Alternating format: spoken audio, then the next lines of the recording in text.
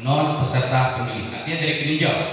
Untuk itu kami menunjuk Saudara Rahmat Wiguna dan Saudara Abdul Rojak Mubarak sebagai pelaksana tugas kelanjutan konferensi PWI 1 Aceh Tamiang. Berarti yang kedua ini bertugas untuk mempersiapkan segala sesuatunya untuk membuka skor sidang 3 bulan ke depan, paling lambat ya 3 bulan ke depan gitu.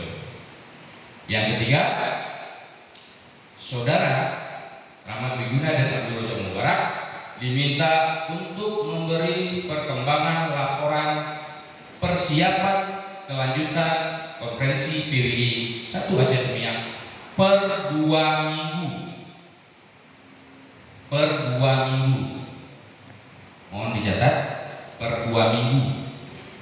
Artinya tetap melakukan kegiatan-kegiatan